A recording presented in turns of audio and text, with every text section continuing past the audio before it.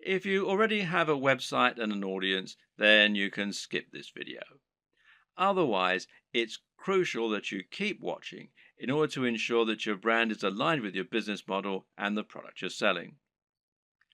A good place to start is by asking what exactly a brand is. A brand is much more than a logo. Rather, it's an ethos, a mission statement, and an approach to business. The logo simply tells people that the product or service they're receiving adheres to the same standards as whatever else they've used from you in the past. You start your brand by choosing why you do whatever it is you do. Why should people care about your business? How are you different from other companies offering the same thing? How do you want the world to change as a result of your business being a part of it? This is what allows a company like Apple to capture the imaginations of billions of people and to create such loyal customers. Apple isn't just about selling hardware. It's about selling beautiful hardware that feels personal and that is aimed very much at creative, rule breaking individuals as opposed to big businesses. When the first Apple computers were released, the only real competition was IBM. And by taking this stance, Apple was able to differentiate itself a lot and get a lot of excited followers as a result. The same goes for many businesses that are setting out to create a greener planet. These companies are doing something more than just making money, and their fans love them for it. This is enough to make people choose their products instead of the same products offered by another business. And this ethos means that people know instantly that the service is aimed at people like them. So ask yourself what the driving motivation behind your business is. You're a fitness company. Okay, but what is it that you really believe in? Why is fitness important to you and your customers? Do you think that people are happier when they're well? Do you want to help the average person to have a more fulfilled life thanks to a healthy lifestyle and diet? Or do you love the idea of becoming more powerful? Are you all about building strength and speed and challenging the limits of human potential? These two companies might sell the exact same product, but the way they go about it is completely different. And if you can convey this mission statement, then you'll find the right type of customer will go absolutely nuts for your brand. That's the kind of customer whose vision is aligned with yours. Now, don't try and appeal to everyone, because that will never work.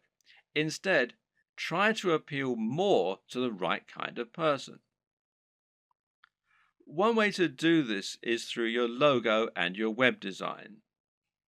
The objective of a great logo is to communicate what your business is all about. You're trying to tell people what you sell and why you sell it as soon as they look at your business. So, say your company was all about health and natural products. Then you might make a logo that had a tree on it or a heart, and it would probably be green in color and have an uplifting, healthy sounding name. Conversely, if your business is all about punishing workouts in the gym, then your logo might include a picture of a dumbbell or a barbell and have the word iron in it somewhere. The idea is that the combination of your logo, company name, and perhaps blog posts is enough to tell any visitor to your site right away that this is a company aimed squarely at them, selling products they're going to love. This should also extend throughout your site design. Meanwhile, make sure that your logo is designed using a vector file, meaning that it's made in Illustrator or a similar piece of software that keeps it easy for you to edit and resize. And avoid using cliches. Once again, this is a good place to invest a little of your own money up front. It'll pay off in the long term. The mistake that a lot of people make is to try and sell right away. This can work sometimes, but it's not generally the best way to build trust, grow an audience, and ultimately secure the best long-term profits. That's because it's somewhat similar to walking up to an attractive stranger in the bar and asking if they want to come home with you. 99% of the time, this will be met with a slap. Most people prefer to get to know the person propositioning them at least a little bit first. So you need to try and introduce yourself properly and let the person feel that they know you and that they can trust you. This is the exact same for a business when you're trying to sell something. Imagine approaching a stranger in the street and asking if they want to buy from you. This is the basic concept of content marketing. To build an audience of people who love your content and who trust your opinion so that you can convince them to buy the products you recommend and so that you can keep bringing people back to your site time and time again, giving you multiple opportunities to make a sale.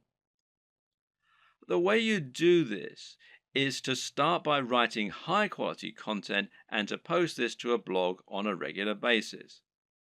The more you write and the more you research your subject matter and make it different and interesting, the faster you'll build a dedicated audience you can sell to.